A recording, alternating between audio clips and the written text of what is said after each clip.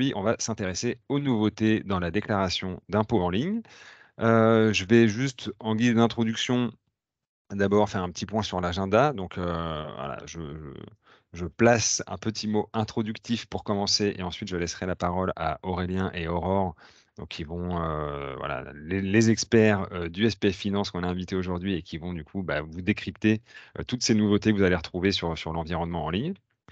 Ensuite, normalement, on aura, le temps de présenter quelques modules 1, 2, 3 Digit qui peuvent être utiles justement dans l'accompagnement des publics en difficulté, voilà, dans le cadre des accompagnements que vous proposez auprès de vos bénéficiaires.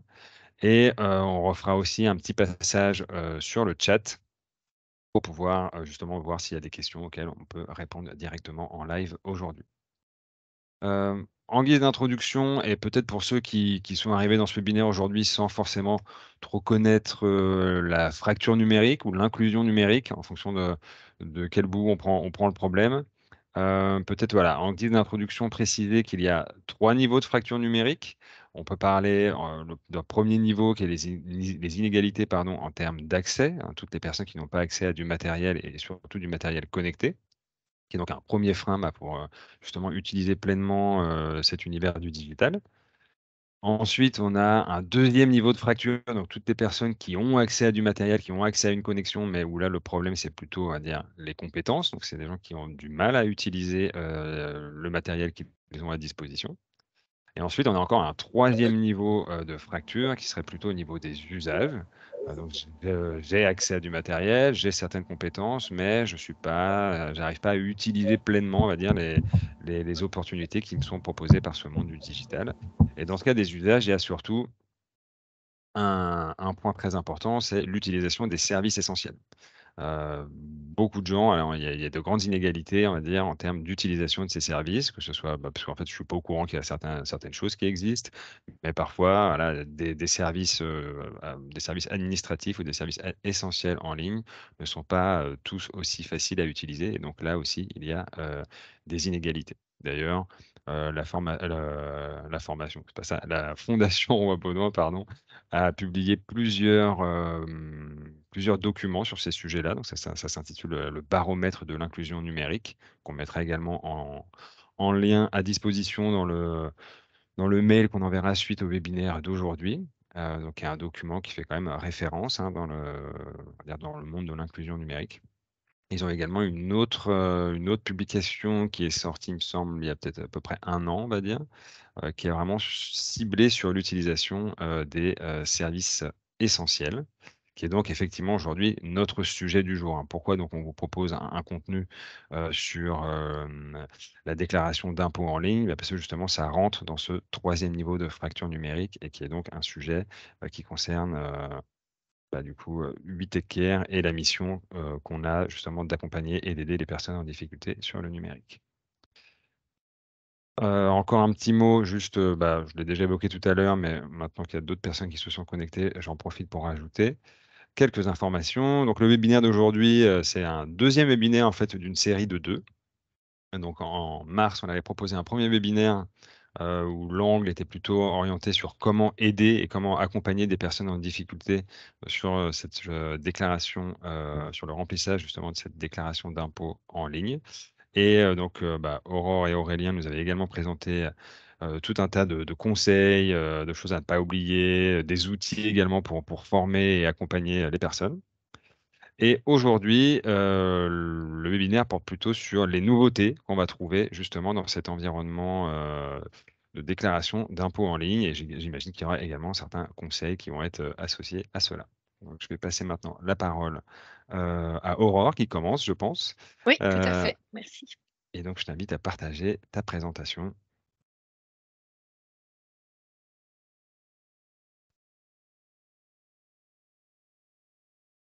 Aurélia, tu partages, s'il te plaît? Ouais,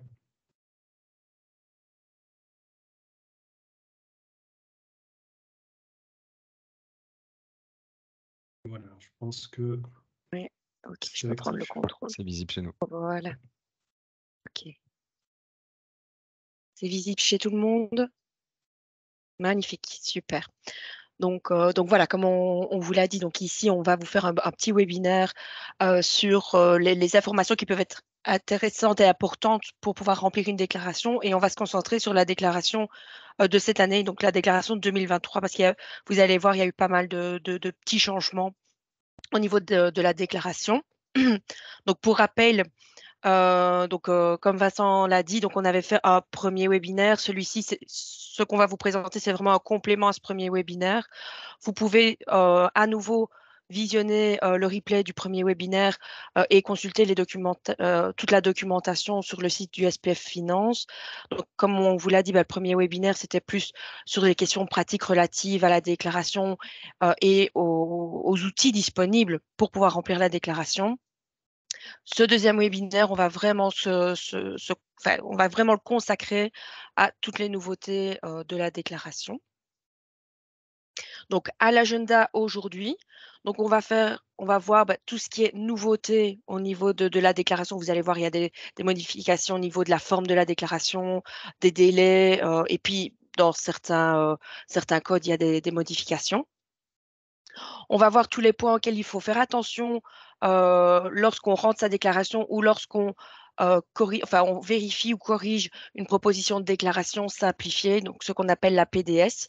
Donc, juste au cas où, si jamais je vous parle de PDS, c'est bien la proposition de déclaration simplifiée. Ensuite, on vous parlera également de l'aide au remplissage qui est fournie notamment par le SPF Finance.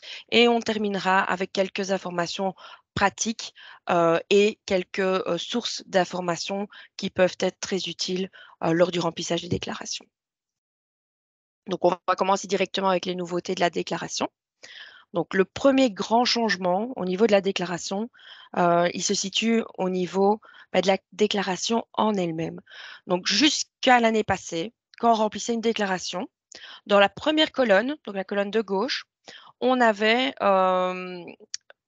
normalement, si on était dans un couple de sexe différent, on avait l'homme dans la colonne de gauche et la femme dans la colonne de droite. Donc, tout ce qui est code qui commençait par 1 et 3 était pour l'homme et tout ce qui était code commençant par 2 ou 4 pour la femme. Si on était face à un couple de même sexe, c'était le plus âgé à gauche, le plus jeune à droite.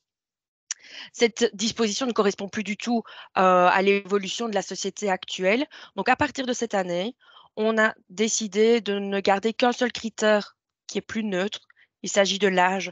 Donc, qu'on soit face à un couple de sexe différent ou de même sexe, ce sera le plus âgé du côté gauche, le plus jeune du côté droit. Donc, les codes commençant par 1 et 3 concernent le plus âgé et les codes commençant par 2 et 4 concernent le plus jeune. Évidemment, tous les documents liés à la déclaration sont concernés par ce changement. Donc, autant la proposition de déclaration simplifiée que l'avertissement extrait de rôle seront modifiés en ce sens. Et évidemment, l'information a été donnée aux contribuables, autant sur les documents papier que sur TaxonWeb. Il n'y aura pas de sanctions ni de démarches à réaliser pour les contribuables qui auraient fait l'erreur, donc qui auraient inversé les colonnes. Nous avons mis en place des procédures automatiques pour détecter ce genre d'erreur et un courrier sera envoyé aux contribuables pour les informer de l'adaptation de la déclaration. Alors, nous avons estimé que cela concerne environ 540 000 contribuables, dont 25 000 d'entre eux qui rentreront une déclaration papier ou une PDS papier. Alors, il faut faire attention, si l'e-box est activé chez les contribuables, ils ne recevront pas de PDS sous le format papier. Le contribuable sera averti par une notification à l'ouverture de TaxonWeb. Maintenant, si on est face à une PDS commune, là, les deux partenaires doivent avoir activé l'e-box pour ne plus recevoir la version papier. Donc, si un des deux n'a pas activé son e-box, ils recevront toujours le document papier. Alors, si jamais on utilise l'e-box, il faut bien faire attention à mentionner une adresse email valide dans l'e-box pour pouvoir recevoir les notifications. Sinon, malheureusement, le contribuable ne recevra aucune notification concernant les documents qu'il pourrait recevoir via l'e-box. Et alors, dernière petite information au niveau de la PDS. Donc, pour cette année, nous enverrons 3 900 000 PDS, que ce soit via l'e-box ou via papier. Alors, deuxième grand changement, ici, c'est un changement au niveau du délai de rentrée de la déclaration. Donc, par le passé, on avait une différence au niveau des délais en fonction de la personne qui rentrait la déclaration. Donc, en fonction, donc si c'était le contribuable lui-même ou le mandataire. À partir de cette année, il n'y a plus cette différence pour pouvoir déterminer le délai de rentrée de la déclaration. À partir de cette année, on va faire une différence au niveau du délai, mais en fonction du type de déclaration que le contribuable doit remplir. Donc, si on fait une déclaration papier, peu importe le type de déclaration, le délai pour remplir la déclaration, c'est le 30 juin 2023. Par contre, si on remplit la déclaration via MyMinFin et TaxonWeb, on a un délai jusqu'au 15 juillet 2023. Si on a une déclaration, ce qu'on va appeler chez nous une déclaration complexe, là, on va avoir un délai jusqu'au 18 octobre 2023 pour pouvoir remplir sa déclaration par TaxonWeb. Qu'est-ce qu'on entend par déclaration complexe? C'est des contribuables qui ont des revenus d'indépendants ou des revenus professionnels étrangers. Donc, ça va concerner les personnes qui perçoivent à titre principal ou à titre complémentaire des bénéfices ou des profits, des rémunérations de dirigeants d'entreprise, des rémunérations de conjoints aidants ou des revenus professionnels étrangers. Donc, si on est dans un de ces cas-là et que la personne remplit sa déclaration par TaxonWeb, elle aura un délai au 18 octobre 2023 pour pouvoir remplir sa déclaration.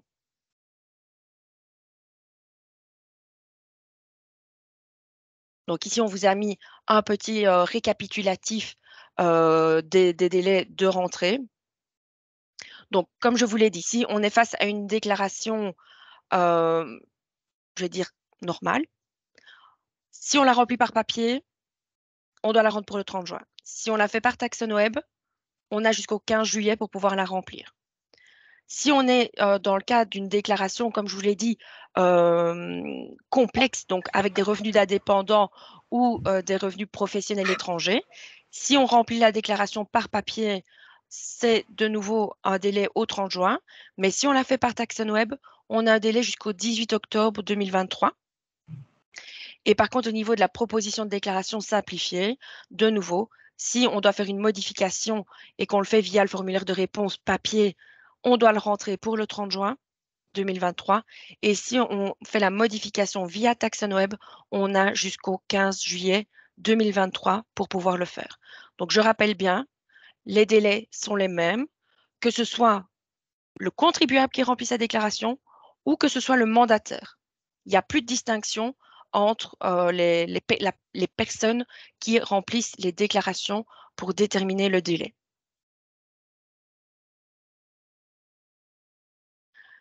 Alors, en fait, ici, on a une extension du délai de conservation des documents.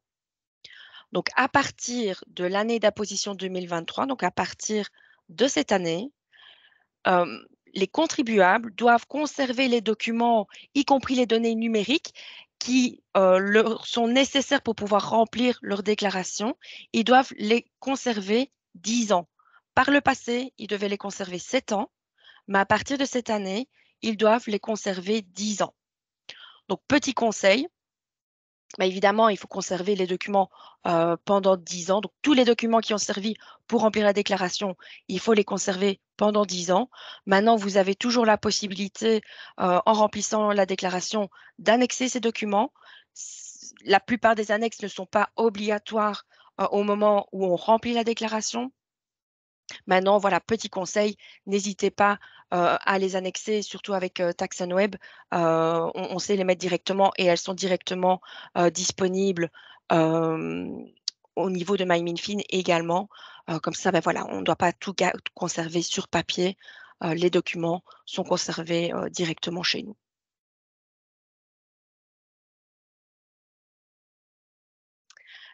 Alors, on a de nouveau une extension de délai, mais par rapport aux réclamations.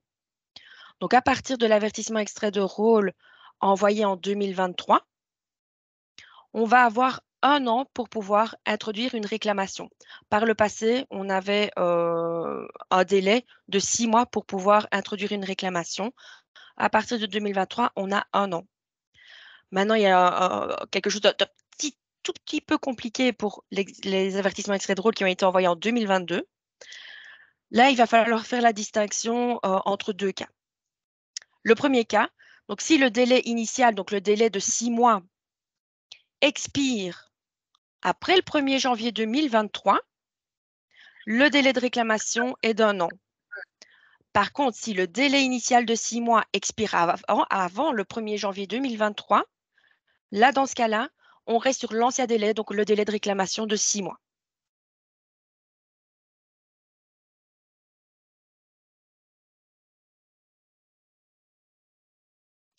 Alors, un petit mot concernant la conciliation fiscale.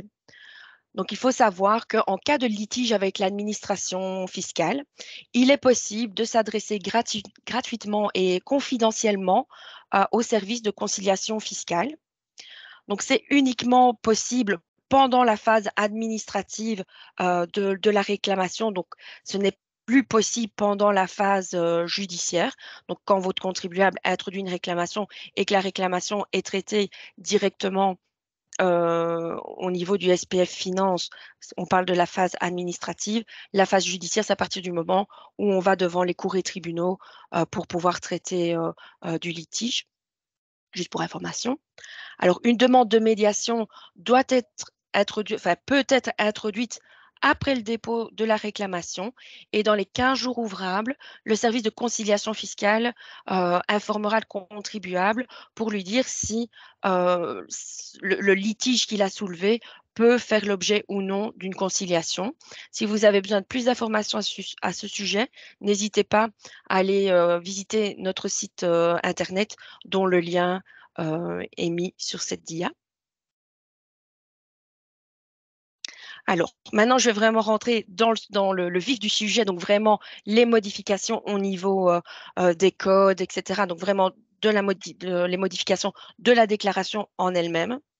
Donc, il y a une adaptation de la section marié ou cohabitant légal dans la déclaration. Donc, si un contribuable est séparé de fait au 1er janvier 2023, mais qu'il n'est pas encore divorcé, il devra toujours cocher 2 codes. Le code 1002, qui veut dire qu'il est marié ou cohabitant légal, et le code 1018, qui va annoncer qu'il est séparé de fait. Donc, en cas de séparation de fait qui aurait lieu au cours de l'année de revenus 2022, donc l'année sur laquelle porte la déclaration, le code 1019 devra également être coché. Par le passé, quand un contribuable était séparé de fait, il ne devait que cocher le 1018 et éventuellement le 1019 si la séparation avait eu lieu pendant l'année. La nouveauté à ce niveau-là, c'est qu'on doit également cocher le 1002 parce que le contribuable, quelque part, est toujours bien marié et ça va avoir une influence sur la déclaration, sur le traitement de la déclaration. Alors, changement suivant. Donc, dans le cadre de la relance de l'économie, le nombre d'heures supplémentaires volontaires effectuées sans sursalaire a été augmenté pour 2022 de 120 heures supplémentaires volontaires dans tous les secteurs. Donc, on est passé de 100 à 220 heures.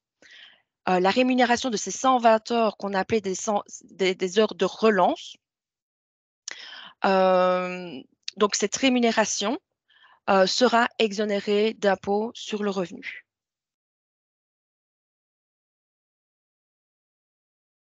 Changement suivant, donc pour inciter financièrement les retraités à se remettre au travail temporairement dans le secteur des soins en cas de pénurie de personnel, comme on vient de le voir ici avec le Covid, nous prévoyons une exonération des cotisations personnelles de sécurité sociale et une incitation fiscale sur le salaire que les retraités obtiennent auprès d'un employeur du secteur des soins, et uniquement dans ce cas-là. Donc vraiment uniquement dans le secteur des soins. Cette mesure s'applique aux salaires versés à ces pensionnés travaillant dans le secteur des soins entre le 1er juillet 2022 et le 30 septembre 2023. Au niveau de l'incitant fiscal, il réside dans le fait que ces salaires vont être imposés distinctement au taux de 33%.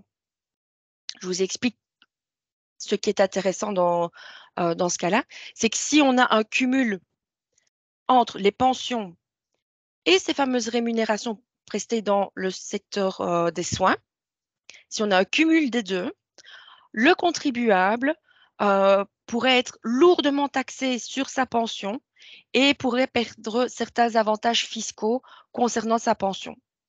En procédant à une taxation distincte, cela permet d'éviter cette situation. Donc, le contribuable pourra conserver ses avantages fiscaux concernant la pension et ne risque pas de les perdre parce qu'il aurait été donné un coup de main pendant cette période un peu particulière. Alors, au niveau de l'installation des bornes de recharge à domicile pour les véhicules électriques, donc il y a 3 points importants. Le premier, c'est le taux de la réduction. Pour les dépenses qui ont été faites entre le 1er septembre 2021 et pendant toute l'année 2022, le contribuable a le droit à une réduction d'impôt de 45%. Malheureusement, cette réduction d'impôt va diminuer au fur et à mesure. Donc, si la personne a fait un investissement en 2023, il n'aura plus droit qu'à une réduction d'impôt de 30%. Et s'il a fait des investissements entre le 1er janvier et le 31 août 2024, là, il n'aura droit qu'à une réduction d'impôt de 15%. Deuxième chose importante, c'est le montant maximum par borne de recharge. Donc, le contribuable a droit, on limite la dépense pour la réduction d'impôt à un montant de 1 750 € pour toutes les dépenses qui ont eu lieu en 2022. Donc, c'est un montant de 1 750 € par personne et par borne de recharge. Et la troisième chose, ça c'est quelque chose qui a changé cette année et qui est très important, c'est que le contribuable va devoir fournir 2 annexes avec sa déclaration. Et ce sont des annexes qui sont obligatoires. S'il ne met pas les annexes avec sa déclaration, ça va constituer une erreur bloquante dans TaxonWeb. Donc, vous ne pourrez pas compléter la déclaration. Vous ne saurez pas la valider. Donc, ces 2 annexes-là, elles sont demandées par la Commission européenne. Il s'agit de la facture d'installation de la borne et le certificat de conformité de l'installation. Donc ça, bien faire attention si vous avez des personnes qui ont fait installer une borne de recharge, bien mettre les deux documents obligatoires, sinon vous n'arriverez pas à rentrer leur déclaration. Alors, en ce qui concerne l'installation des bornes de recharge, on a mis à votre disposition dans TaxonWeb un wizard qui va appliquer automatiquement le maximum en fonction de la situation du contribuable. Donc, je vais vous montrer une copie d'écran juste après. Donc, voilà, on va devoir introduire un certain nombre de données et le wizard va calculer le montant maximum que le contribuable peut mettre dans sa déclaration. Dans ce wizard, on va également vous indiquer les fameuses annexes obligatoires dont je viens de parler. Et alors, voilà, ce wizard va vraiment faciliter le traitement de ce fameux code que le contribuable doit remplir. Hop là, j'ai été trop vite. Donc, voici le fameux wizard. Donc, comme vous le voyez, vous avez la possibilité de remplir le montant des dépenses par conjoint et certaines informations qui sont nécessaires pour pouvoir déterminer le montant qui peut être pris dans la déclaration. Et comme je vous l'ai mentionné, on a bien ici la mention des fameuses annexes qui sont obligatoires pour pouvoir introduire la déclaration s'il y a une borne de recharge. Alors, au niveau des activités associatives, donc il s'agit d'un régime d'emploi qui permet à certaines organisations d'engager des salariés pour des activités temporaires dans le secteur socioculturel ou sportif. Les rémunérations de ces activités sont en principe imposables en tant que revenus divers. Donc, comment ça va se passer au niveau de la déclaration? On va devoir déclarer le montant brut que la personne a perçu pour ces activités d'association. Le contribuable va recevoir une fiche 281.27 qui reprend ces fameuses rémunérations et le précompte professionnel éventuel qui aurait été prélevé. Au niveau du calcul d'impôt, on va appliquer un forfait de 50% qui va être accordé automatiquement. Donc, c'est 50% de frais qui vont être accordés automatiquement sur ces montants-là. Et puis, on calculera l'impôt au taux distinct de 20%. Toutefois, les rémunérations des activités associatives peuvent également être imposables en tant que revenus professionnels. Dans ce cas, ces rémunérations doivent être déclarées comme des rémunérations normales. Donc, je vais dire, si vous connaissez un peu les codes, donc au code 1250, donc vraiment comme des rémunérations. Alors, il y a 2 cas dans lesquels on va considérer qu'il ne s'agit plus de revenus divers, mais bien de revenus professionnels. Le premier cas, c'est s'il y a un dépassement de la limite horaire. Donc, les rémunérations seront toujours qualifiées de revenus professionnels dès qu'au moins une limite horaire sera dépassée. Si vous voulez plus d'infos, évidemment, sur toutes ces limites, etc., n'hésitez pas à aller sur notre site pour avoir plus d'infos. Et il y a une deuxième limite, c'est une limite de revenus. Donc, il faut que l'activité professionnelle, donc cette activité associative, et on ajoute à ces revenus les revenus de l'économie collaborative, il ne faut pas que ces revenus aient dépassé en 2022 6 540 € et en 2021 6 390 €. Dans ce cas-là, si on dépasse une des deux limites ou les deux, on aura automatiquement, on requalifiera ces revenus divers de revenus professionnels. Et alors, quand je vous disais au slide précédent qu'on aura éventuellement un précompte professionnel à déclarer, c'est parce que jusqu'au 15 mai 2022, il y avait éventuellement un prélèvement de précompte professionnel, mais à partir du 16 mai, il n'y a plus de prélèvement de précompte. Alors, au niveau des conjoints aidants maintenant. Alors, il faut savoir que les conjoints aidants bénéficient des mêmes droits sociaux qu'un travailleur indépendant à titre principal. Donc, ils peuvent également prétendre à des prestations d'invalidité, de handicap, de transition. Ils avaient droit également pendant la crise Covid aux droits passerelles. Mais avant l'exercice d'imposition de 2023, donc avant cet exercice d'imposition-ci, il n'existait pas de base légale pour pouvoir imposer les conjoints aidants sur ces fameux avantages.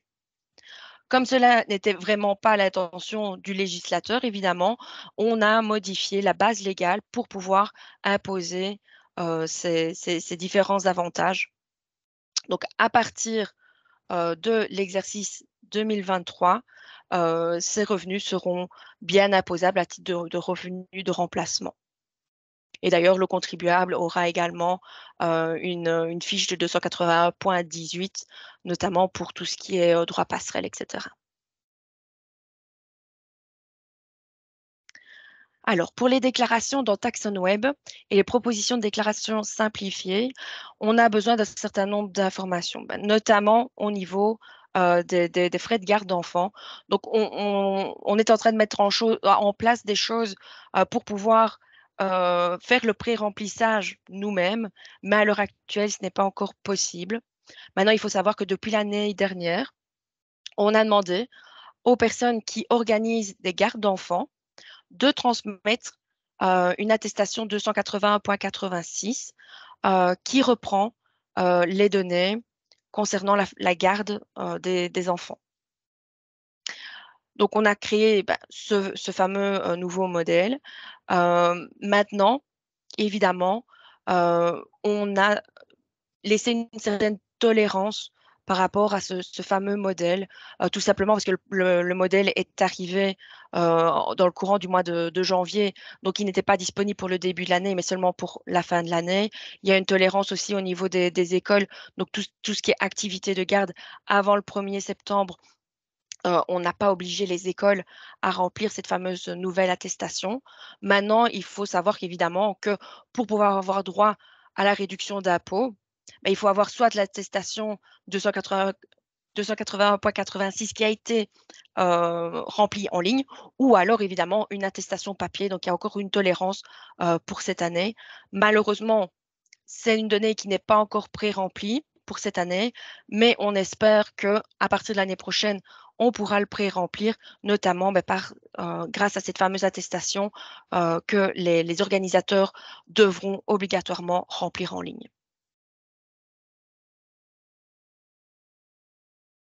Donc ici, on vous a remis un modèle de cette attestation 281.86 et le lien vers notre site pour voir dans quel cas on peut bénéficier des réductions pour garde d'enfants.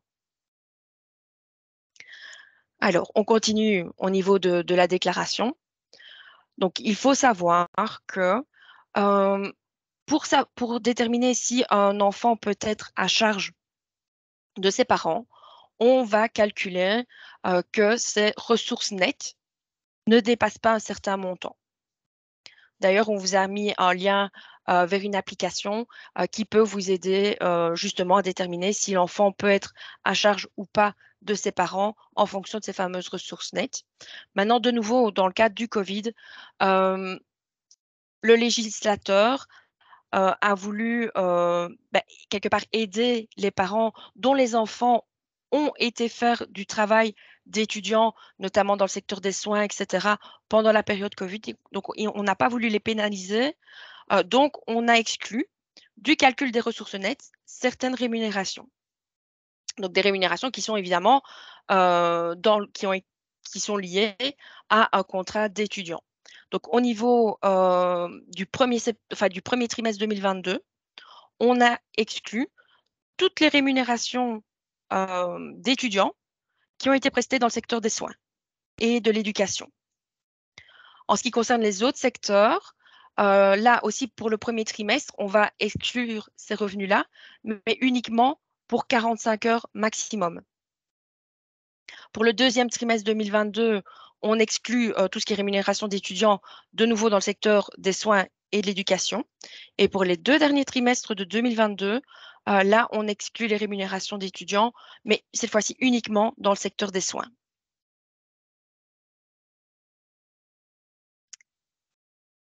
Voilà, je vais repasser la parole à mon collègue. Je t'en prie. Merci Aurore. Merci Aurore. Et donc maintenant, nous allons poursuivre avec les points d'attention, les points au sujet desquels on vous demande d'accorder un peu plus d'attention lorsque vous remplissez votre déclaration ou que vous vérifiez les données qui sont mentionnées dans la proposition de déclaration simplifiée que vous recevez de l'administration fiscale. Avant de passer en revue ces différents points, prenons un moment pour revoir 2 documents que vous receviez habituellement lorsque vous receviez votre déclaration en version papier. Ces 2 documents-ci sont toujours disponibles, même si vous rentrez votre déclaration en ligne, sont disponibles sur le site du SPF Finance. Et donc, vous voyez, région Wallonne, région Bruxelles-Capitale, et ça existe aussi pour la région flamande, si vous y habitez. Alors, quels sont-ils, ces documents? Le premier document à droite, le document préparatoire, c'est un document qui reprend tous les codes de la déclaration, qui est structuré par cadre, par thématique, et c'est toujours utile, si vous ne vous sentez pas à l'aise avec la matière, d'utiliser ce document. Par ailleurs, un autre document existe à sa gauche et il s'agit de la brochure explicative. Ça, c'est un document qui est beaucoup plus complet, qui compte plus de 130 pages et qui vous permet d'aller dans les détails. Si vous vous posez des questions, si vous voulez approfondir une thématique, n'hésitez pas, reportez-vous au document préparatoire et à sa brochure explicative qui, je vous le rappelle, sont disponibles sur le site internet du SPF Finance. Alors maintenant, passons au point d'attention à proprement parler que nous suggérons-vous de contrôler dans votre déclaration ou votre proposition de déclaration simplifiée. Premier élément, ça apparaît dans le cadre 1 de votre déclaration, ça concerne votre numéro de téléphone et votre compte bancaire. Il peut arriver que le SPF Finance soit amené à devoir vous contacter et le SPF Finance le fera en général par courrier, mais il peut arriver que nous souhaitions vous poser une question et donc il est utile que votre numéro de téléphone soit correct. Si jamais il ne l'était pas, vous pouvez le corriger, que ce soit dans la version papier ou que ce soit par MyMinFin. Autre élément important, le numéro de compte. Donc, si vous avez droit à un remboursement, ce serait dommage que votre numéro de compte soit incorrect. Et donc, veillez à ce que ce numéro de compte qui est mentionné soit exact. Vous pouvez, si vous constatez qu'il y a une erreur, vous pouvez nous le communiquer soit via MyMinFin, vous pouvez vous-même opérer la modification directement, soit vous pouvez aussi prendre contact avec le SPF Finance via le formulaire de contact général qui est présent sur le site internet du SPF Finance.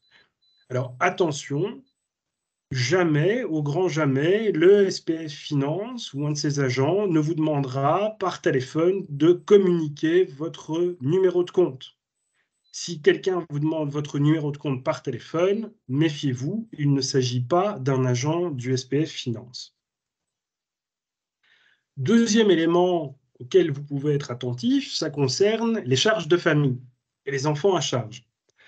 Pourquoi est-ce important? Tout simplement parce que avoir des enfants à charge et le déclarer dans votre déclaration fiscale, ça vous donne droit à une majoration de la quotité exemptée d'impôt. Qu'est-ce que ça signifie? Ça signifie que la partie de vos revenus sur laquelle vous ne payez pas d'impôt va se voir augmenter.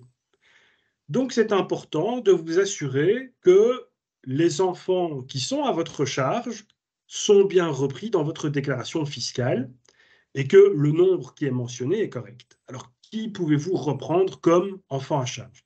Bien, il va s'agir de vos descendants, enfants, petits-enfants, enfants en famille d'accueil, également des enfants dont vous assumez la charge exclusive ou principale. Bien entendu, il y a des conditions et vous voyez notamment que l'enfant doit faire partie de votre ménage au 1er janvier 2023. L'enfant doit également ne pas dépasser un certain montant limite en termes de ressources nettes.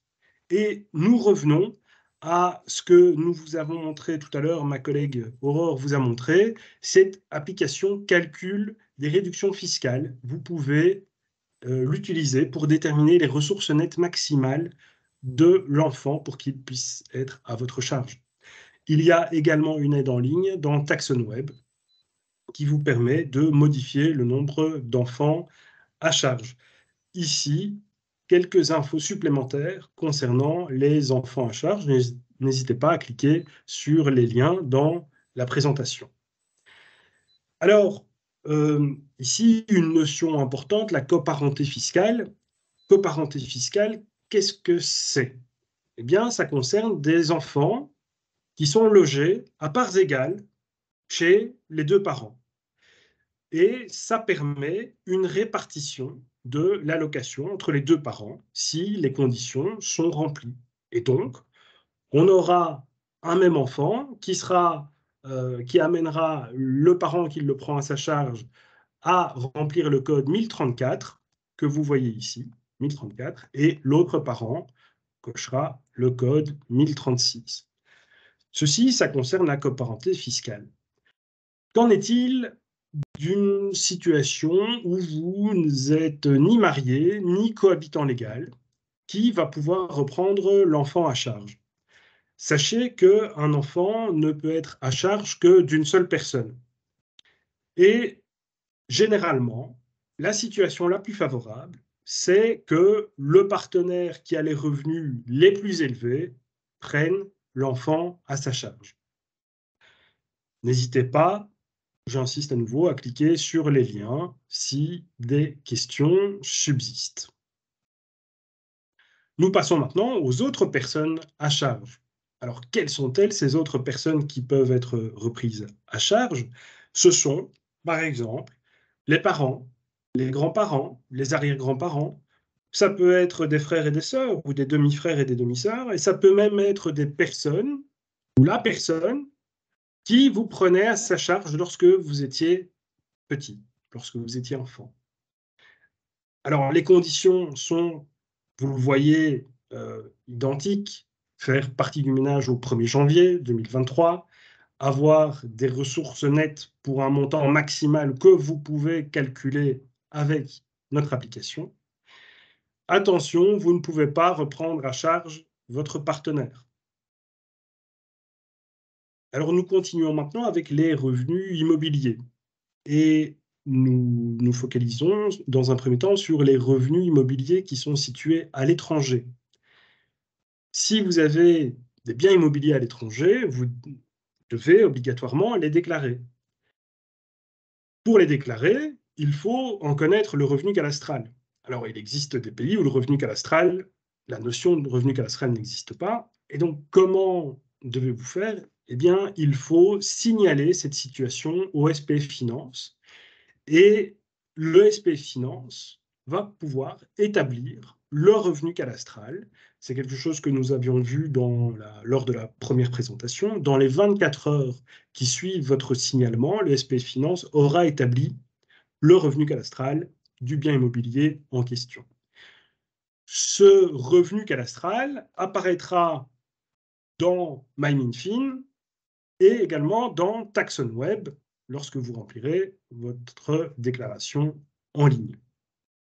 Il faut toujours mentionner le revenu cadastral du bien immobilier situé à l'étranger dans votre déclaration. Dans certains cas, les données seront pré-remplies. Ce sera le cas uniquement si vous remplissez votre déclaration par TaxonWeb et uniquement pour des situations qui sont stables. C'est-à-dire, par exemple, donc ça ne bouge pas, par exemple, quand il n'y a pas de déménagement. Et donc, dans ces cas-là, les données seront pré-remplies. Donc, je vous rappelle, si vous avez un bien immobilier situé à l'étranger et que vous ne l'avez pas signalé à l'administration, faites-le et dans les 24 heures, un revenu cadastral sera établi et vous permettra de remplir votre déclaration. Autre situation, toujours dans les revenus immobiliers, vous êtes propriétaire d'un bien autre que votre habitation propre. Alors, à nouveau, vérifiez que les données qui apparaissent sont bien correctes. Et si, par exemple, vous avez été propriétaire, mais seulement pendant une période, une partie de l'année, il faudra indiquer le revenu cadastral, mais au prorata de la période pendant laquelle vous avez été propriétaire.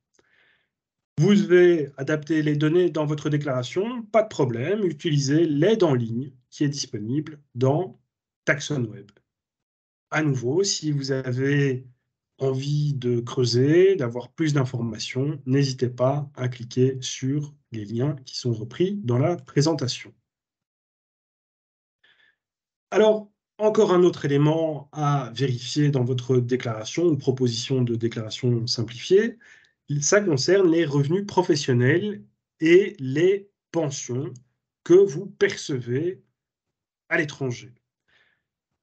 Alors, à l'impôt des personnes physiques, sachez que vous êtes en principe tenu de déclarer vos revenus mondiaux. Tout ce que vous avez perçu dans le monde, vous êtes censé le déclarer dans votre déclaration.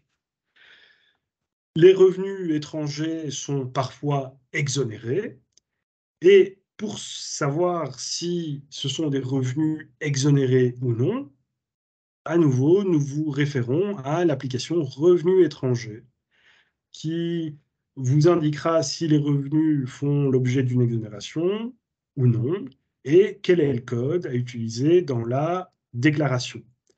Attention, que les revenus soient exonérés ou non, ils sont toujours pris en compte pour le calcul de l'impôt, donc mentionnez-les toujours. On vous précise ici, pour des revenus professionnels étrangers, ils sont à mentionner au cadre 4 à la rubrique O2, et pour les pensions à l'étranger, le cadre 5, rubrique C. Attention, il vous appartient toujours de démontrer que les conditions sont remplies pour bénéficier d'une exonération d'impôt. Alors, autre élément qui a été à la mode et qui est encore d'actualité, il s'agit du rachat des années d'études. Vous savez que vous avez la possibilité de racheter des années d'études qui compteront pour la pension, si vous vous trouvez toujours dans les conditions. Et ce rachat des années d'études peut faire l'objet d'un traitement fiscal, peut vous donner droit à une déduction d'impôt. Alors, attention, les montants que vous avez payés ne sont pas nécessairement automatiquement repris dans votre déclaration. C'est pourquoi nous vous demandons d'être attentifs et de vérifier qu'ils apparaissent bien dans votre déclaration de proposition de déclaration simplifiée. Les montants que vous avez payés au Service fédéral des pensions sont à reprendre au code 257. 1257 si vous êtes à gauche dans la déclaration, 2257 si vous êtes à droite dans la déclaration. Vous pouvez ajouter l'attestation du Service public fédéral des pensions spontanément. Si vous ne le faites pas, les services du SP Finance vous recontacteront pour vous demander de communiquer ce document. Alors, nous poursuivons avec le forfait domicile-lieu de travail. C'est un forfait auquel tout le monde a droit et qui a été augmenté si la distance entre votre domicile et le lieu de travail est égale ou supérieure à 75 km. Alors, ceci s'applique uniquement si vous ne déclarez pas vos frais professionnels réels. Et ceci concerne uniquement la distance entre votre domicile et le lieu de travail. Et donc, si la distance est égale ou supérieure à 75 km, vous pouvez le mentionner dans votre déclaration et ajouter une annexe avec le lieu de travail au 1er janvier 2023 et la distance en kilomètres. Nous arrivons maintenant aux rentes alimentaires. Peut-être que vous payez une rente alimentaire ou peut-être que vous en recevez une. Les rentes alimentaires reçues sont considérées comme des revenus divers que vous devez mentionner au cadre 6 de la déclaration. Et nous vous demandons de mentionner le montant ainsi que les données d'identification de la personne qui vous les a versées. De la même manière, une personne qui a versé des rentes alimentaires peut les déduire à concurrence de 80%. Et donc, nous lui demandons de mentionner, si elle veut bénéficier de cette déduction, le montant payé ainsi que l'identification de la personne à qui elle les a versés. Si vous avez des revenus mobiliers, cette fois-ci à l'étranger, ils sont à déclarer obligatoirement dans la rubrique A2 du cadre 7 de la déclaration. Donc ça concernera, par exemple, des dividendes d'actions étrangères perçus sur votre compte situé à l'étranger. Autre cas de figure, un précompte professionnel a été retenu, et donc ça, généralement, ce sera pour un compte situé en Belgique. L'établissement financier est situé en Belgique et retient automatiquement le précompte en question. Là, il n'y a pas d'obligation de le déclarer. Par contre, vous pouvez avoir un intérêt à le faire. Et si vous décidez de le déclarer, c'est toujours dans ce cadre 7 à la rubrique A1. Utilisez toujours cette application Revenu étranger pour déterminer si vous voulez savoir de quelle manière les dividendes que vous avez perçus seront traités fiscalement. Alors maintenant, nous en arrivons à la fin des éléments à vérifier dans votre déclaration et nous sommes toujours dans le cadre 7 et cette fois-ci, nous nous intéressons aux exonérations des dividendes.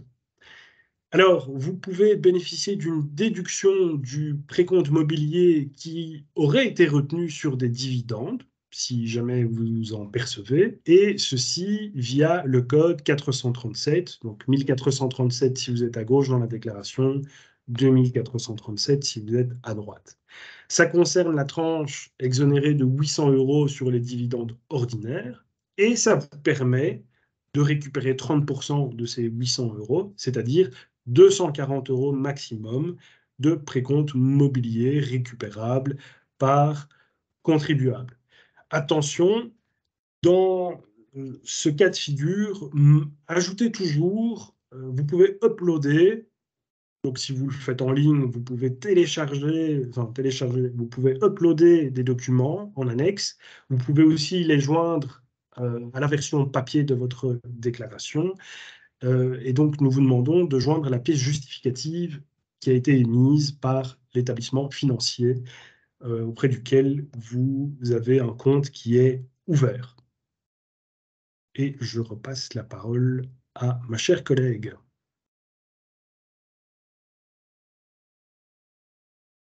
Ton micro n'est pas activé.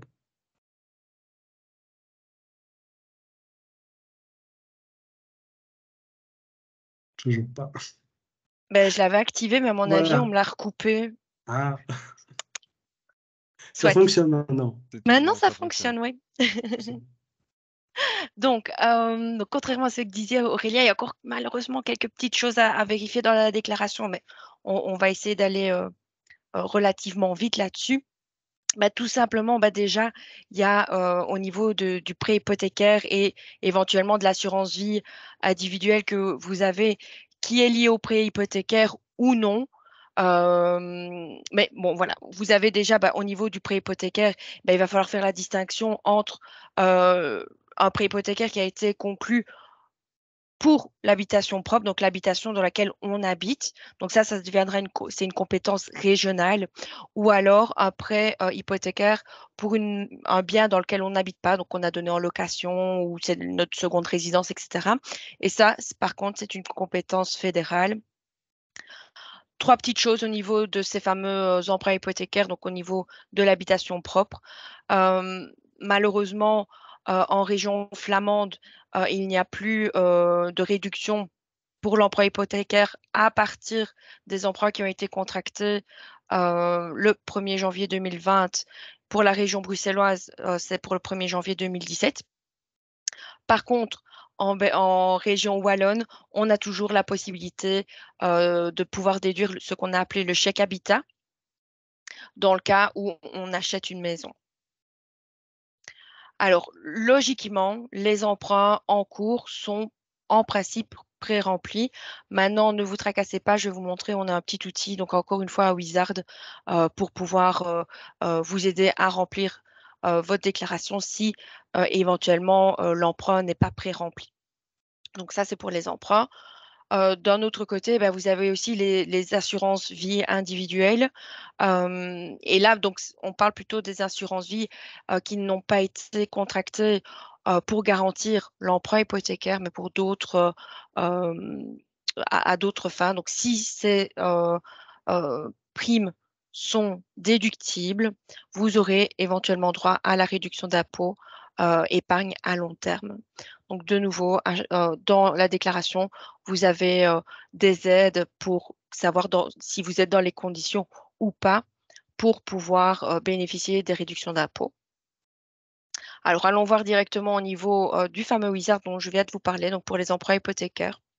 Donc, tout d'abord, lorsque vous ouvrez le Wizard, vous voyez un aperçu ou une description des situations dans lesquelles l'assistant peut vous aider.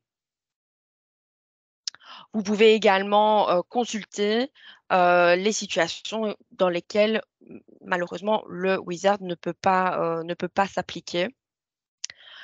Donc, si vous êtes bien dans un cas où le wizard peut vous aider, vous cliquez simplement sur le bouton pour pouvoir aller à l'étape suivante. Donc, quand vous êtes à l'étape suivante, donc les données clés qui figurent sur l'attestation fiscale de l'emprunt, donc c'est l'attestation fiscale de 180.61.62 en ce qui concerne l'assurance vie. Donc, vous avez toutes les données clés donc pour chaque emprunt qui sont affichées dans ce fameux assistant. Donc, ça va reprendre la date du prêt, le montant initial, etc. Et vous devez indiquer si vous souhaitez inclure le montant de l'assurance vie dans la déclaration ou pas. Parce qu'il faut savoir que si vous déclarez l'assurance vie dans la déclaration, si jamais vous devez l'utiliser, donc si par exemple il y a un décès et on doit utiliser l'assurance vie, ou dans le cas de l'assurance vie, comme je vous parlais tout à l'heure, donc une assurance vie qui n'est pas liée à un contrat préhypothécaire et que vous percevez le montant, si vous l'avez déclaré, vous allez être taxé sur ce montant. Donc, c'est la raison pour laquelle on va vous demander si vous voulez inclure ou pas le montant de l'assurance vie au niveau de la déclaration du prêt. Et évidemment, vous devrez noter également s'il s'agit d'un prêt de refinancement ou si c'était le prêt qui a servi à acheter l'habitation. Quand vous allez sur le bouton suivant, vous recevrez un aperçu des remboursements de capital et d'intérêt qui sont fiscalement admissibles et éventuellement la prime d'assurance vie et le détail des dépenses à traiter. Vous pouvez également apporter une correction directement via l'assistant. Quand vous cliquez sur suivant, il faudra ensuite répondre à certaines petites questions complémentaires pour pouvoir nous aider, pour pouvoir aider le wizard à déterminer si vous avez bien droit aux avantages fiscaux. De nouveau, en allant sur suivant, vous avez, donc ici c'est un exemple pour le remboursement d'un prêt qui donne droit au bonus logement régional, par exemple. Donc voilà, comme ça, vous avez une petite idée de comment se présente ce fameux wizard. De nouveau, on va à l'écran suivant. Et quand on est à cet écran-là, en fait, le wizard va vous montrer les codes où les montants peuvent être introduits. Et vous pouvez simplement cliquer sur reporter pour que ces fameux codes et montants soient reportés automatiquement dans la déclaration. Alors, au niveau des réductions d'impôts régionales, donc il faut savoir que on peut avoir une réduction d'impôt en ce qui concerne tout ce qui est titre-service et chèque ALE. Si vous avez besoin de plus d'infos, de nouveau, on vous a mis un petit lien. Donc, il faut savoir qu'il y a une réduction possible de maximum 1 570 €, tout titre confondu, par contribuable. Donc, c'est tout ce qui est dépenses donc liées à tout ce qui est titre-service, chèque ALE. Mais il faut savoir qu'on va, le calcul d'impôt va prendre en compte en priorité les titres-services. Alors, évidemment, pour pouvoir justifier ces fameuses dépenses, vous allez avoir des attestations fiscales.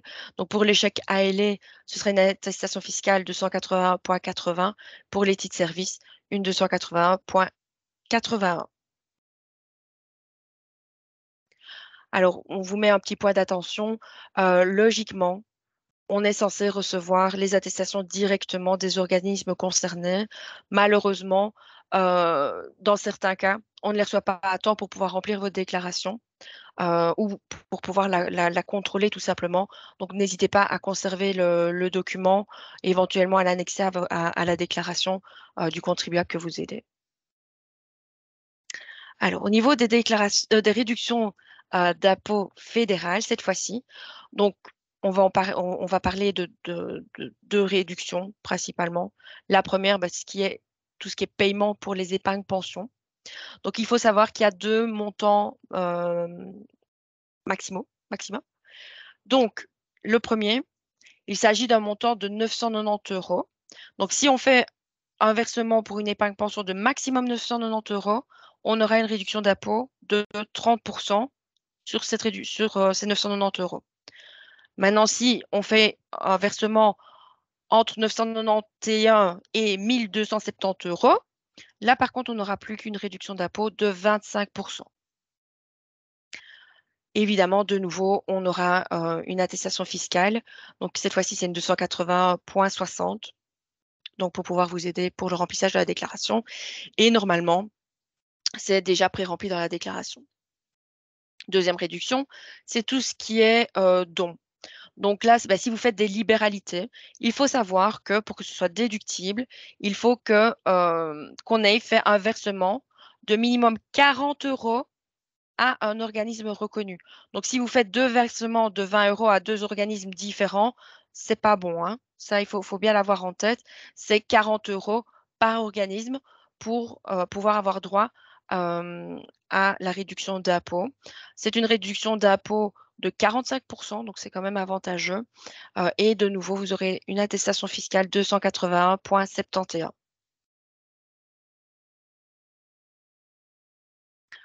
Je reviens à mes deux petits instants sur mes fameuses bornes de recharge dont j'ai déjà parlé en long et en large tout à l'heure. Là, de nouveau, bien vérifier le montant maximum par borne de recharge par contribuable. Je ne vous refais pas toute l'explication vu que j'ai déjà passé du temps dessus, mais faites bien attention que si on doit remplir ce code-là, il y a les fameuses 2 annexes obligatoires, donc la facture d'installation et le certificat de conformité. Pas oublier qu'il faut absolument les ajouter, sinon ça va bloquer TaxonWeb et vous ne pourrez pas remplir la déclaration. Alors, réduction d'impôt suivante, il s'agit de la prime pour une assurance protection juridique. Donc, si on a souscrit une telle assurance auprès d'une compagnie d'assurance de l'espace économique européen, on a droit à une réduction d'impôt. Donc, on peut déduire une prime maximale de 310 euros qui donnera lieu à une réduction d'impôt de 40%, donc un montant de 124 euros de réduction d'impôt. De nouveau, une attestation fiscale sera fournie. Évidemment, si c'est une compagnie d'assurance belge, vous aurez l'attestation 280,63 qui sera fournie. Si on est dans un établissement hors espace économique européen, il faudra porter le contrat, ce genre de choses. Je continue au niveau de la déclaration. Au niveau des dépenses pour garde d'enfants, juste deux petits mots à ce sujet-là. On en a déjà un petit peu parlé tout à l'heure. Il faut savoir qu'au niveau de la déclaration, on peut déduire un montant maximum de 14,40 € par jour de garde et par enfant. Donc, ça veut dire que si, par exemple, vous avez payé 18 euros par jour de garde par enfant, vous ne pourrez pas déduire les 18 euros, mais 14,40 €. Dans l'autre sens, si vous avez payé 3,50 € de frais de garde, mais évidemment, vous ne pouvez déduire que 3,50 €, hein, pas les 14,40 €. Alors, deuxième chose, il faut savoir que si vous déduisez des frais de garde pour un enfant de moins de 3 ans, vous ne pouvez pas cumuler les frais de garde avec la possibilité d'avoir une augmentation de la quotité exemptée d'impôt pour enfants de moins de 3 ans. Donc, c'est l'un ou l'autre pour les enfants de moins de 3 ans. Vous pouvez évidemment faire des calculs via TaxonWeb pour voir ce qui est le plus intéressant pour vous. Quoi qu'il en soit, donc la réduction d'impôt, c'est une réduction d'impôt de 45% de la dépense que vous avez pu déclarer, donc sans oublier la fameuse limite.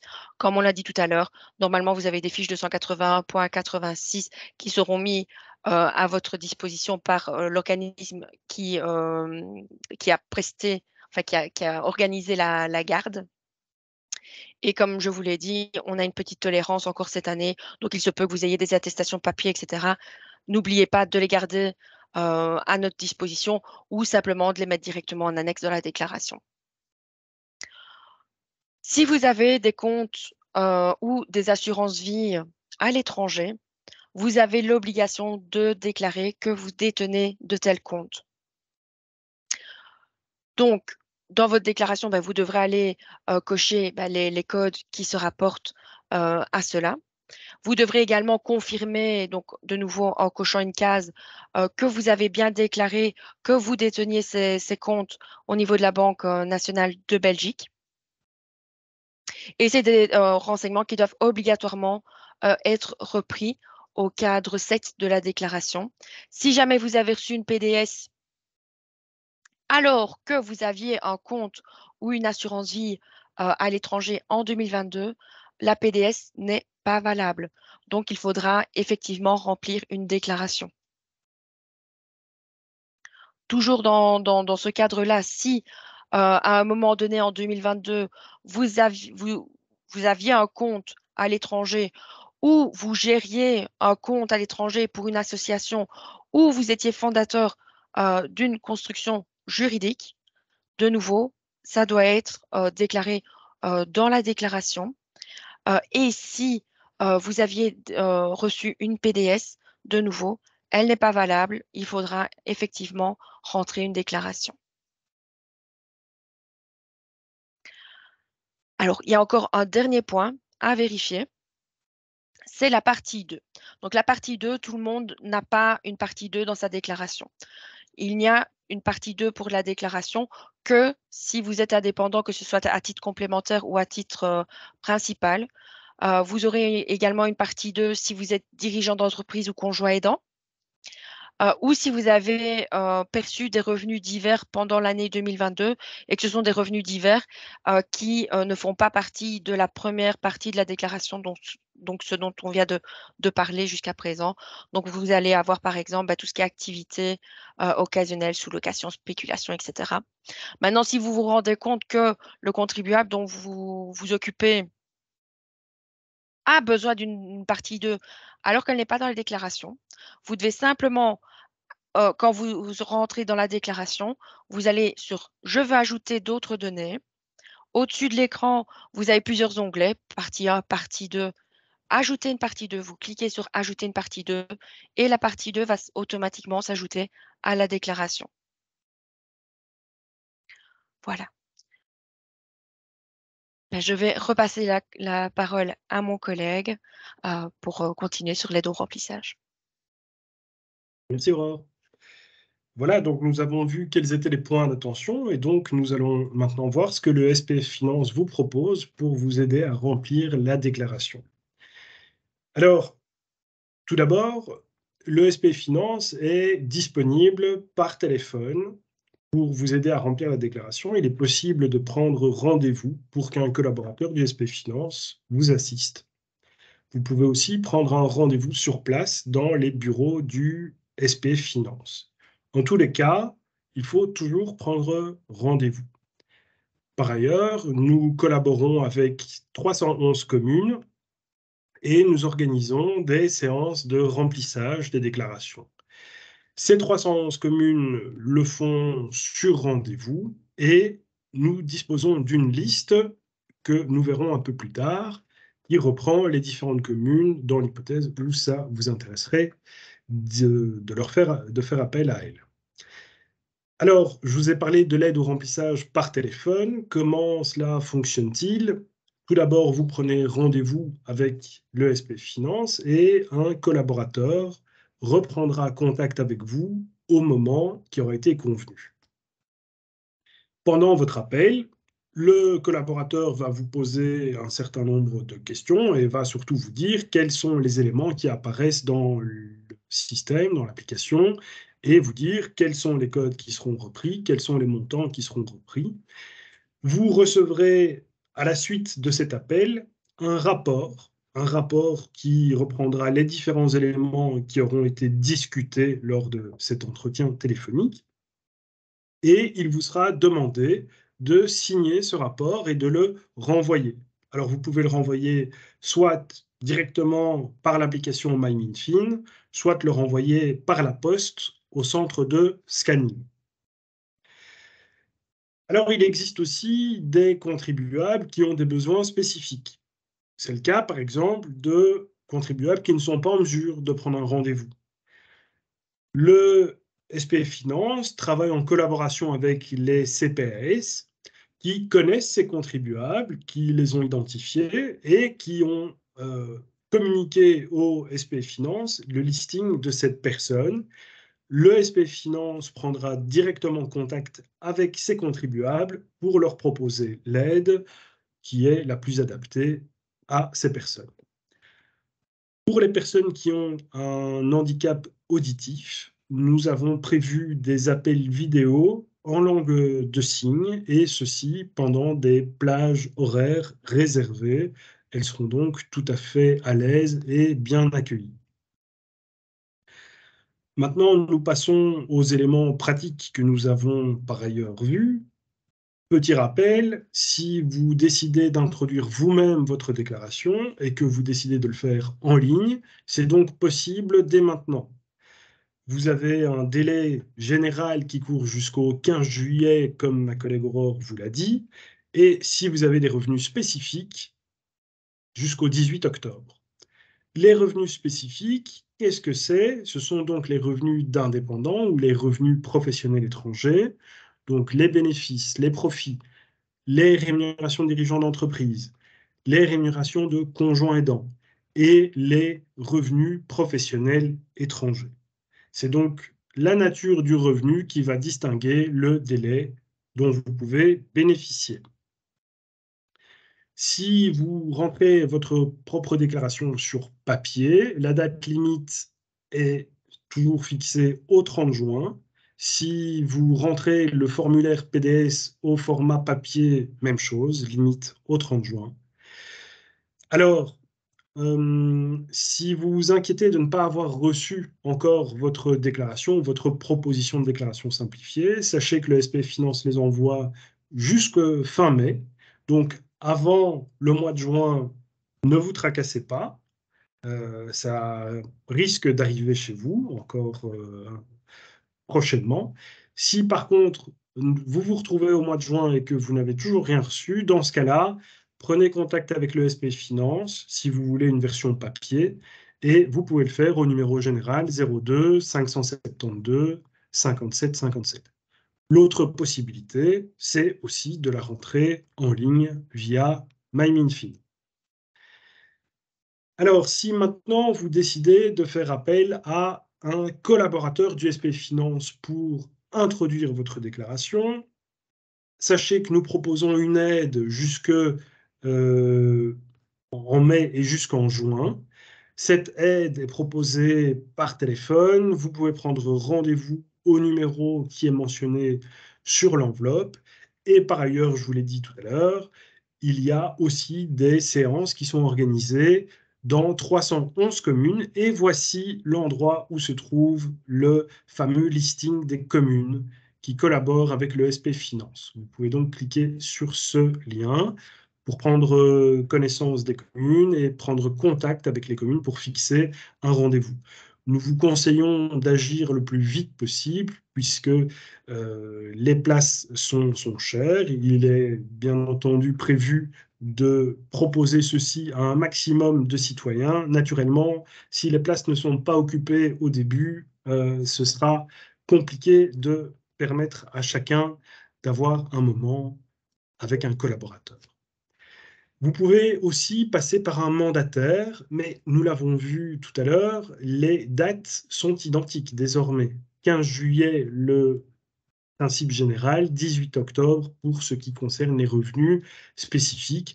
Et là aussi, les mandataires sont limités dans le temps, et donc prenez contact avec eux le plus rapidement possible, ils vous en sauront gré. Nous organisons aussi des actions à la radio sur Vivacité les 2 et 3 juin 2023. Des émissions seront organisées entre 9h et 17h. Vous pourrez contacter les experts du SPF Finance qui seront disponibles pour répondre aux questions des auditeurs si vous êtes parmi ces auditeurs de Vivacité.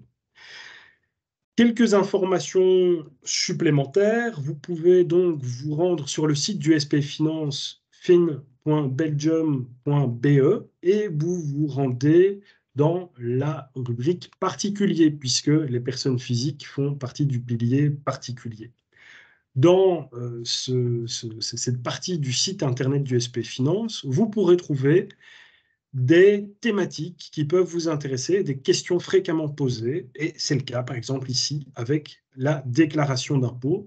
Vous pourrez y découvrir toutes les questions fréquemment posées, ainsi que les réponses qui accompagnent ces questions. D'autres thématiques comme la famille, comme les avantages fiscaux, comme le transport. Vous voyez, c'est très complet, c'est très fouillé. N'hésitez pas à vous rendre sur le site internet et vous pourrez aussi y trouver, je vous en ai parlé tout à l'heure, le document préparatoire ou la brochure explicative qui compte plus de 130 pages. Si malgré tout vous avez toujours des questions, vous pouvez vous rendre dans la partie contact avec donc le formulaire général de contact. Vous choisissez la thématique dans ce menu déroulant thématique qui vous intéresse et vous posez votre question. Nous vous reviendrons le plus rapidement possible. Par ailleurs, il existe aussi une base de données qui s'appelle FisConnect Plus, une base de données que nous utilisons tous les jours, mais qui est aussi accessible au public, aux citoyens. C'est une base de données qui regroupe toute la législation. Bon, ici, c'est la fiscalité qui vous intéressera, et donc l'impôt sur les revenus, mais vous avez toutes les dispositions légales que le SPF Finance applique dans ces différentes administrations. Donc la législation est disponible, une bonne part de la jurisprudence est également disponible, les directives administratives ainsi que les commentaires administratifs. Tout cela est disponible sur FisConnect Plus et vous y avez accès. L'aide par téléphone, je vous en ai parlé, un seul numéro, le 02 572 57 57, que ça concerne l'impôt des personnes physiques, l'impôt des non-résidents, ou si vous avez des questions sur votre avertissement extrait de rôle, que vous devez être remboursé, ou que, par exemple, vous devez payer un montant, un seul numéro, c'est ce numéro général. Et nous avons mentionné ici le menu avec les différents choix que vous pouvez opérer lorsque vous formez ce numéro général. Un dernier slide qui reprend les différents liens vers les différents sites et applications dont nous vous avons parlé dans ce module aujourd'hui ou lors du module 1. Tout est repris, tout est disponible. Vous pouvez directement cliquer dessus. Voilà, nous vous remercions pour votre attention et je repasse la parole à Vincent. Super, merci Aurélien et merci Aurore, c'était super complet. Je propose peut-être de parcourir rapidement le chat. Allez, au fil de l'eau, on a donné pas mal d'éléments de réponse déjà, mais je vois qu'il y avait une dernière question sur les communes. Je vois que Aurore est en train d'y répondre, Oui, mais je viens peut-être juste, je viens on peut juste répondre de en live. répondre. Donc, en fait, au niveau des communes, donc si vous allez sur le site des finances, vous avez la liste de toutes les communes qui participent à ces fameuses séances qui sont organisées par le SPF Finance. Mais vous devez prendre directement contact avec la commune pour pouvoir prendre le rendez-vous parce que c'est les communes qui gèrent ce côté pratique. D'accord, donc en résumé, si on a envie de faire appel à service, on prend contact avec la commune qui va après renseigner sur Voilà. comment, Sur C'est ça. sur le mode les côtés opératoire. Ouais. le côté pratique, c'est eux qui Ouais. gèrent. Ouais. Ok, super. Il me semble qu'on avait après répondu à toutes les questions au fil de l'eau. D'ailleurs, je vous pose la question à Aurore et Aurélien. Je pense Ouais, que, je pense. ouais, Oui, Ouais. je il me pense qu'on semble a aussi. Il répondu n'y en à avait tout. pas tant de Je ça. viens de revérifier. Logiquement, on a Yes. répondu à tout. Top. Et bien du coup, moi, me concernant, je vais vous proposer peut-être juste rapidement, je vois qu'il nous reste encore 7 minutes. Je vais vous proposer un petit tour sur la plateforme 1, 2, 3 Digit. Je vais peut-être d'abord juste repasser sur ma présentation. Hop, normalement, je suis en train de partager mon écran. Si on peut me faire signe que c'est bien visible chez vous. Ah, voilà, parfait. C'est Top. bon. Et donc, du coup, pourquoi je vais vous présenter cette plateforme? Alors, il y en a certains, j'imagine, qui la connaissent, peut-être d'autres non. Mais on l'a déjà peut-être évoqué au tout début de ce webinaire. Remplir la déclaration en ligne pour les publics les plus fragiles sur le numérique, ça reste un challenge. Et il y a cette première étape, en fait, aussi de la connexion alors que ce soit MyMinFin ou un autre service administratif en ligne, hein. Il y a toujours cette étape de voilà, naviguer sur Internet pour atteindre la bonne page, se connecter en utilisant ses données personnelles, que ce soit la carte e-ID ou son compte It's Me. Pour les publics les plus fragiles, c'est le premier frein, en fait, il se trouve là. Et donc, sur la plateforme 1, 2, 3 Digit, on trouve différents types de contenus qui peuvent servir justement à accompagner ces publics-là, qui sont donc les plus fragiles sur le numérique, soit en organisant des ateliers on va dire de formation, soit en organisant des permanences au sein de la structure qu'on propose. Mais pour ceux qui sont peut-être un peu plus à l'aise, donc pas les personnes qui sont vraiment grands débutants sur le numérique, pourquoi pas également utiliser ces contenus-là sous forme plutôt d'auto-apprentissage, où on pourrait les renvoyer vers ces contenus qui peuvent ouais, peut-être débloquer des situations.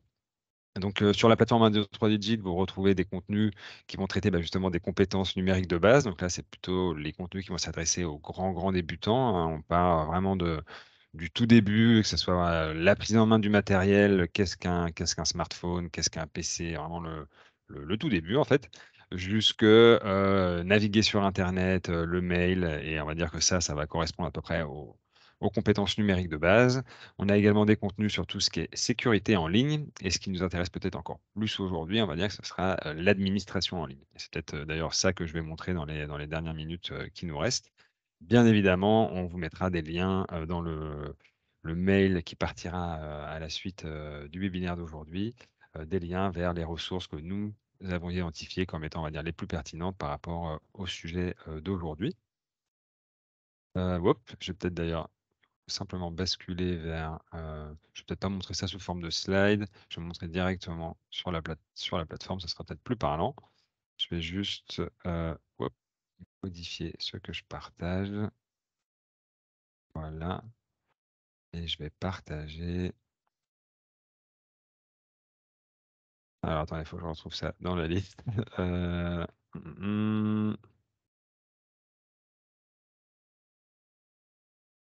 Donc là, normalement, je partage ma fenêtre Internet. Est-ce que c'est visible chez vous, hein? Oui. Ouais. Donc j'avais partagé le lien tout à l'heure des communes. Et donc je vais aller directement sur la plateforme 1, 2, 3 Digit, qui, je répète, est une plateforme gratuite. Il faut juste créer un compte pour accéder au contenu, mais voilà, ça reste gratuit. Et en me promenant sur la plateforme, vous voyez qu'il y a plusieurs onglets en haut, qui sont, on va dire, les différentes portes d'entrée vers les différents types de contenus. D'ailleurs, au passage, pour ceux qui ne sont pas au courant, il y a une nouvelle section médias via laquelle on va publier des articles, un peu sous le format en fait blog, dans l'idée de faire un peu une veille sur tout ce sujet, ce vaste sujet de l'inclusion numérique, et vous proposer, on va dire, des mises à jour ou vous informer des nouveautés qu'il peut y avoir sur ce sujet-là. Donc là, ce que je veux vous montrer, moi, c'est plutôt un module de formation, un contenu de formation. Donc, je vais dans le centre de ressources. Je vais peut-être commencer par l'administration en ligne, qui est peut-être plus le sujet d'aujourd'hui, mais vous voyez qu'il y a différents types de contenus qui sont déjà proposés via ce menu déroulant. Et si on veut regarder toutes les thématiques, on clique directement sur toutes les thématiques en bas de ce menu déroulant. Et là, moi, je vais cliquer sur administration en ligne. Et quand on arrive sur cette page, on découvre l'entièreté des contenus qui sont associés à ce thème. Donc, vous voyez qu'on a un module d'aide à la création d'un compte It's Me avec la carte eID. On n'a pas couvert pour l'instant la création de compte via une application bancaire. Mais si je parcours ce module, vous allez retrouver un ensemble d'informations plus théoriques, on va dire, à quoi ça sert ce compte It's Me, qu'est-ce que c'est, un ensemble d'informations théoriques. Et ensuite, il y a plusieurs petits exercices qui servent justement à accompagner à la création d'un compte en repassant par toutes les étapes qui vont justement, qui font partie de la procédure de création. Donc, je vais pas montrer tout le module en détail parce que je vois qu'il me reste que 2 minutes, mais on va dire que là, je vous en ai présenté un résumé. Peut-être que je peux juste montrer, c'est plutôt la table des matières alors. Donc là, que vous voyez ici sur la partie de gauche. Donc, comme je le disais, il y a plusieurs éléments théoriques au début. Découvrir l'identité numérique, les services en ligne. On propose ensuite de découvrir vraiment l'application ITSME, quels sont les avantages, ce genre de choses. Et ensuite, il y a toute une partie sur la création d'un compte avec la carte EIT. Je ne vais pas aller plus loin là-dedans. Il y a même d'ailleurs une fiche résumée, ça je vais quand même juste le préciser, qui est d'ailleurs un point commun à tous les modules que vous trouvez sur un 2, 3 Digit. On a toujours cette petite fiche qui peut être intéressante également à imprimer et à transmettre à des personnes qu'on veut accompagner, même si on n'a pas le temps d'animer tout un atelier. ou de former un individuel, ça peut déjà être un ensemble d'informations qui peuvent intéresser une personne voilà, à consulter en autonomie. Ça peut être, on va dire, le service minimum qu'on peut proposer d'aide sur un sujet. Je retourne en arrière, donc je suis toujours sur ma catégorie administration en ligne sur la plateforme 1, 2, 3 Digit. Et peut-être un deuxième module que je vais montrer là dans le temps qui nous reste, c'est donc celui sur le service, le portail CSAM, Sésame, qui permet de se connecter à n'importe quel service administratif en Belgique. Et ce module, alors, il est peut-être un petit peu différent des autres, où on a essentiellement créé des tutoriels vidéo dans ce module. Et on explique, alors si je parcours la table des matières, on a une présentation, on va dire, générale de ce portail, voilà, à quoi il sert, qui permet justement de s'identifier en son nom propre et ensuite avoir accès à ses données propres. Quand on voit l'exemple de MyMinFin, voilà, c'est un site qui est, on va dire, le portail est le même pour tout le monde, mais quand je vais me connecter, une fois que je me suis connecté, le site va montrer que les informations qui me correspondent à moi, notamment ma déclaration d'impôt en ligne personnelle, par exemple, et pas celle de mon voisin ou celle d'une personne X ou Y. Donc, c'est à ça que ça sert, justement, cette phase de connexion, et ça se fait de manière sécurisée et protégée. C'est donc extrêmement important. Et suite à cette, on va dire, ce volet plus théorique ou d'explication, on va dire, générale, on découvre les différents modes de connexion, donc comment on peut s'identifier avec une carte ID, comment s'identifier via ce portail avec It's Me, ou d'autres modalités qui sont également existantes. Et juste comme je le disais tout à l'heure, j'évoquais les différents tutoriels vidéo. Je vais peut-être juste en montrer un rapidement. Donc ici, nous voyons par exemple comment installer et utiliser votre lecteur de carte. Alors là, c'est peut-être un petit peu encore en amont. Voilà. Bon, remarque, je vais montrer celui-ci. Donc vous avez de l'audio, des images, et on est en live en train de procéder à... Alors j'ai le son en même temps dans l'oreille, donc du coup ça me gêne pour en parler, je vais mettre pause. Mais du coup, voilà, on passe au travers les différentes étapes de la procédure au travers d'un tutoriel vidéo. Donc ça peut être assez intéressant pour les personnes justement qui ne savent pas exactement comment faire, ou qui ont besoin d'aide pour activer peut-être un nouveau mode de connexion, ce genre de choses qui correspond peut-être plus à leurs besoins. Alors, je vois qu'il est 12h31, donc j'imagine que la plupart d'entre vous a déjà un petit peu faim. Donc, on va clore, on va dire, le webinaire d'aujourd'hui.